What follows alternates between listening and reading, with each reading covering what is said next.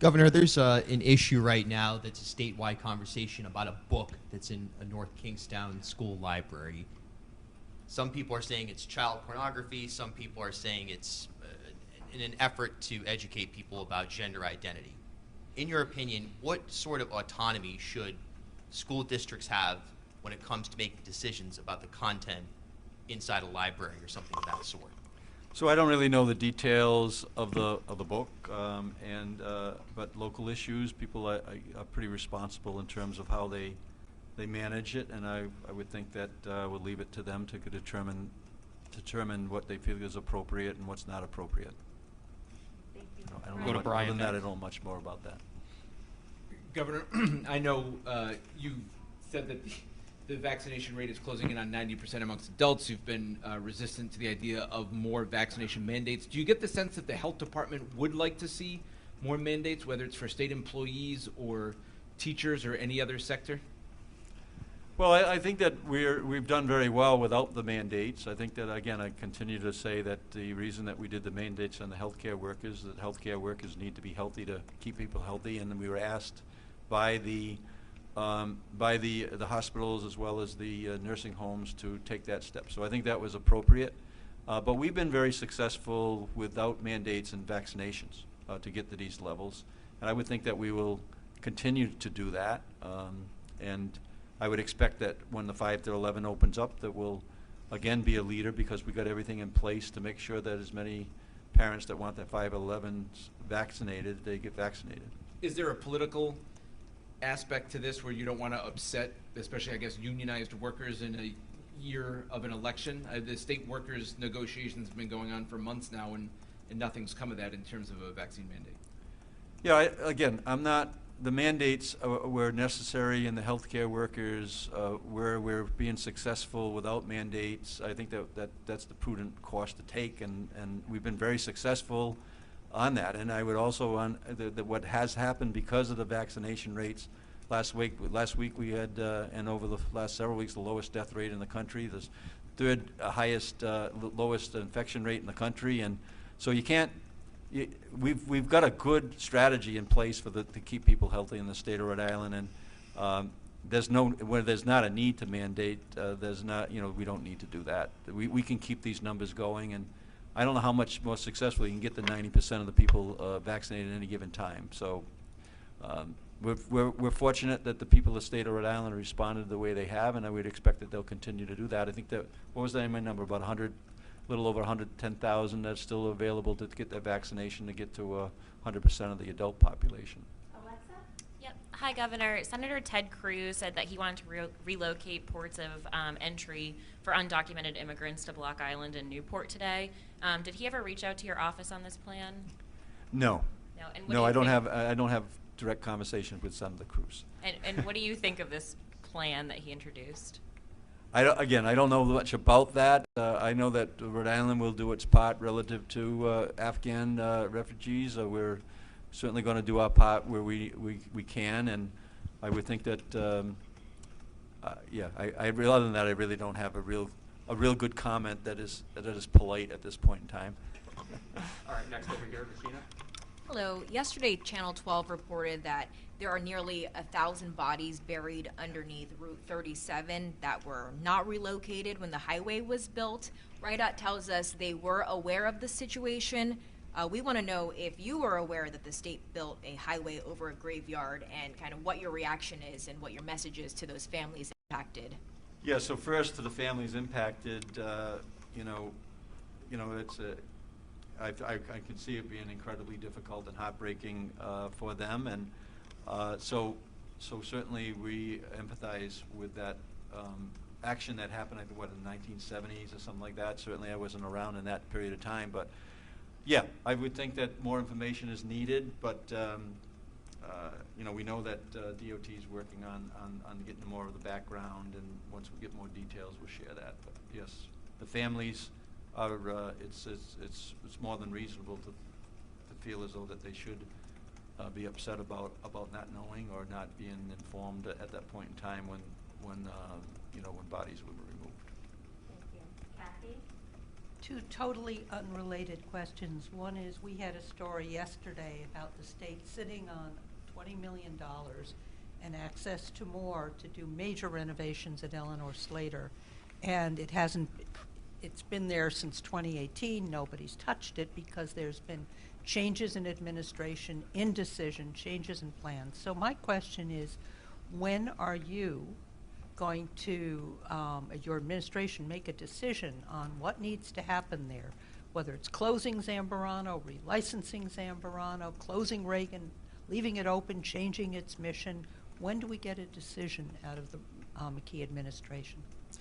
Yeah, so I think that, again, it hasn't been indecision on my part or the administration's part, bringing Director Charest in and addressing the accreditation issues, addressing some of the immediate needs, which was our responsibility at that point in time. We've made proposals to the General Assembly about putting dollars in. I think it was $50–60 million in to create a footprint up at Zambarano, in addition to the Cranston facility. So we're gonna, we're moving ahead. I would expect that we're going to have another line item in the budget relative to the Burrillville location and the particular areas that we're going to work with. But we've been pretty aggressive on this thing in terms of making sure that we're collecting Medicaid where we could collect Medicaid, going backwards. So I think Director Charest has a good handle on the issue. As far as the money, that's not a new news to me that there was money appropriated and not spent in the prior administration. And we intend to use those dollars in a plan that keeps a footprint in Zambarano. I've said multiple times that we're going to do what's in the best interest of the patients, as well as the families of their loved ones, and with the workers and the community. So I'm not sure anything. I don't think anything really has changed from where we were in the position of moving forward on that. Before I get to the next question, we'll see a plan. When will we see a plan? Yeah, so again, I think that we have an outline of what that's going to look like, and I would expect that plan will be available. The first things that can be done is going to be in the next budget cycle, because it's going to need money, and I've said that there's been a complicated issue that is not going to be an inexpensive remedy. So we will have the plan in our next budget, and so that the General Assembly can act on that, but they won't be acting on the next budget until June. So I would expect that the funds that would be available to construct anything new would not be available till next summer. The totally unrelated question. I am seeing efforts by Senator De La Cruz and some others to petition you to revoke your emergency declaration. And my question is, what objective facts, standards, science are you using to continue the emergency declaration? And is it simply to bolster your position in the court case at this point, or what other reason do we still have the emergency So declaration? I'm looking at the same data points that I talked about. I don't know, when I signed the first emergency order declaration, which is primarily where our infection rates are, where our vaccination rates are, where our hospitalization rates are, where our death rates are. So we're looking at that, right? Right now, I think that we're starting to get down to 150, infections on a 7-day average. I think we're 162 today or something like that. So we're looking at those numbers, and as those numbers come down to levels that predated the Delta, then there wouldn't be a reason to sign that. I think that we are in the discussions about what is an exiting strategy, an incremental, strategic strategy to back to a normal situation. And I did sign the emergency order, the declaration on Friday, I believe, which extended another 30 days, and we're keeping a close look on what that exit should be. As the numbers keep on coming down, and as I said last week, we had the lowest death rate in the entire country per capita. Those are really good signs that we were in a position to really fight back on this Delta variant, and everybody should be pleased about that. The Department of Health's pleased about that, we're pleased about that, and everybody who lives in the state. But we're going to keep on looking at those same metrics that I described a few weeks back, which is, again, the hospitalization rates, the infection rates, the vaccination rates, as well as looking at the rates that are in terms of the infection rates, right? I think I said that. All right, right over here, we got Richard. Yes, thank you. There were 9 group homes, apparently part of the development disabled set of group homes that were put up for sale by the state in August. I was wondering whether that was the best thing to do to sell out those homes, or whether there might be a better way to reposition those homes as temporary or transitional housing, particularly for those people who find themselves homeless. So, Richard, I'm probably not going to be very helpful in this because I don't know enough of the background. I think that the facilities were, my understanding of the facilities were in very big disrepair and not usable at this point in time in terms of the function where they were, you know. So is it possible you could look into that and see whether Sure. we could invest money to recondition them and have them serve as transitional housing, given the extent of the problem with homelessness? Yes, and that, as you know, in our supplemental budget, we've got I think $38 million for housing issues, and that's certainly on my mind as we come up to the winter. I just don't know how quickly you could retrofit the houses that were in disrepair. One more quick, unrelated question. You had put out a bid for consultants to help you with the 2030 report and how it was presented. And I was wondering, did you select a consulting group to help you with that, and who that was?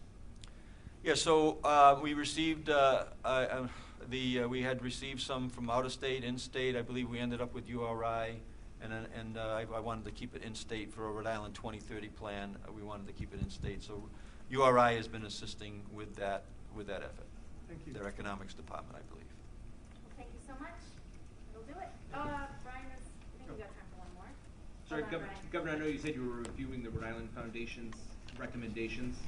But they, just in summary, a bulk of it, they have like over $400 million going to housing, $250 million going to behavioral health, $200 million to workforce development, but $50 million going out the door in immediate relief to nonprofits. I know that's a little different than what you had talked about going to small business. They do call for $100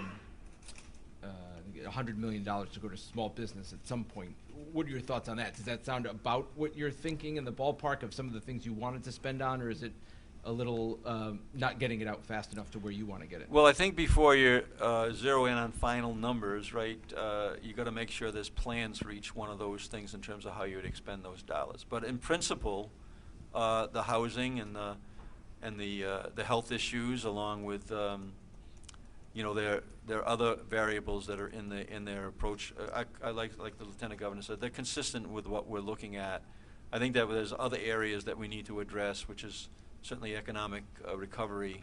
As I told, we're gonna have states on our heels relative to the economic recovery, and we need to really be quick in terms of making sure we maintain the economic recovery, because that's all related to certainly one of my goals, which is to increase per capita income in all communities in the state of Rhode Island. And so yeah, so I think there's some pieces that are missing, but in general, the outline that was provided is consistent with some of the issues that we've been talking about. Governor, if I might, to follow up on that, are you concerned, or do you expect to play a role in shaping the eventual what is now the Rhode Island Foundation proposal, in shaping that to present it to the General Assembly, or are you concerned the General Assembly may defer action on your plan with the 10% in order to wait to act on the bigger plan that the Rhode Island Foundation is presenting today? Well, what I would expect is that we provided a supplemental budget.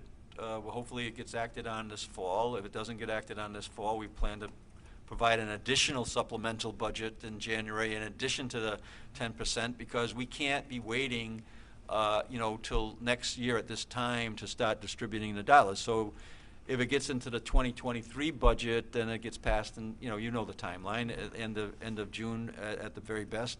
Then 6 weeks, 10 weeks, 12 weeks to get the money back into the system. So we plan to put another supplemental in January in advance of our budget that we're going to present. And what I would expect is that everything that everybody is contributing, including the Rhode Island Foundation, is going to be a part of those considerations. In January. In January, we've already put 10% out. I'm not sure exactly what we're going to put out again as a supplemental to this current year's budget, and then we will, in the 2023 budget, we will have whatever is the balance that will be addressed, and it could be, and it could be a multi-year strategy, right, too, in terms of how the balance of the dollars are actually appropriated and intended to spend, because we have a timeline that we need to meet, but we also have to respond to the Treasury, the U.S. Treasury, to make sure that we are following their rules in terms of having a plan in place. And one last question. Since you're worried about economic recovery, and obviously small business relief is something that's a priority of yours, I know that advocates, though, are saying that they want $500 million to go just toward housing. And the Rhode Island Foundation did put, like Brian said, over $400 million. Now, if you were to put out a plan today, some type of estimate, would you say that housing would take up the largest chunk of those funds, whether it be $400 million or more, or would it be less than that? So it's picking a number is, picking a number it doesn't give me a plan, right? So you need, before you pick a number, you need to have a plan. And I can tell you that I have not seen a plan that I feel as though that I could actually execute over a period of time. So I think the first things that, and the foundation in their report, if you have looked at it, actually had dollars in there to do planning. So I think that the planning on long-term issues needs to be there before you pick a number. I mean, it could be $600 million, or it could be $200 million. Until you actually have a plan, I mean, we have the foundation's plans calls for like 5,000 or 6,000 units of some sort, without really a timeline, without an understanding where they're going to be, and they admit it. That's why they have put forward dollars to kind of get a plan. So I think that before you zero in on any specific number, you really need to have an outline of how you're going to proceed and where you're going to put where are those units going to be, and then from homeless housing strategies right to fair market and everything in between, you need this overall plan for the state of Rhode Island, which I don't think exists right now. At least I haven't seen it. Would you say that, sorry, just one quick follow-up, but would you say that housing is one of the biggest priorities that we should have at this point? Yeah, that's why it's in the 10%. There's some immediate things with the homeless issues and other immediate things that we think that we can get a jump start on some things now. But I think that, I agree with the Rhode Island Foundation, we should be putting some resources towards actually developing a plan. I mean, I'm hearing as much as 20,000 units, and I hear 5,000 units, and I hear this many units are needed in this, in the low income, and with this affordable housing, working space. There's no definitive numbers, and there's no definitive plan how you're going to get there. I think you make sure that when you appropriate the dollars, you have a plan that you can actually follow through on. So I think that's what we're working on right now, trying to zero down into the numbers. How are you going to make this a 39 city and town effort, right? In terms of making sure that every community steps up and addresses a housing issue, but you got to define what that is first. We know there's an issue, but you got to really define it.